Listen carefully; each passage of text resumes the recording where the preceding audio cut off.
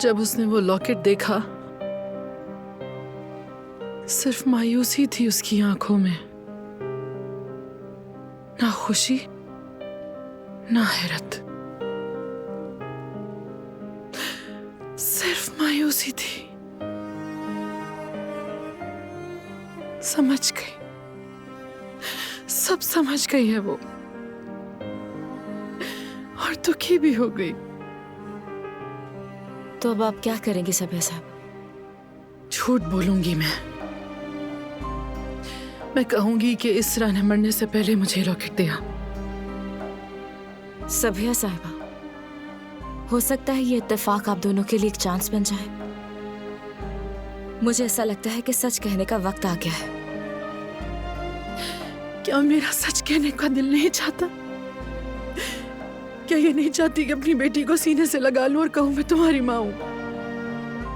कितनी बार दिल किया कि सब बता दूं उसे, उसके बाद जो होगा वो सब देखा जाएगा, बगैर किसी खौफ के उससे सच बोल दूं। लेकिन फिर सोचती हूँ, क्या दिलान के ख्वाबों में बसी माँ को मैं खुद अपने हाथों से मार डालूं? जिस माँ को वो रहमदिल, शफीक और प्यार करने वाली समझती है, उसका असल चेहरा दिखा दूं।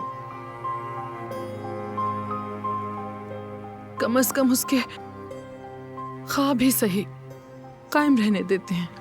कुछ तो हो जिससे उसकी आस बंधी रहे। इतना जुल्म करने के बाद रिवा, उसके ख्यालों में एक अच्छी मां बन के रहना चाहती हूँ। यहाँ दर्द होता है रिवा, तुम जानती हो ये दर्द क्या है? मेरी सजा है ये। जो कुछ मैंने दिलान और बारान के साथ किया उसकी सजा है, उसका खमियाजा है ये।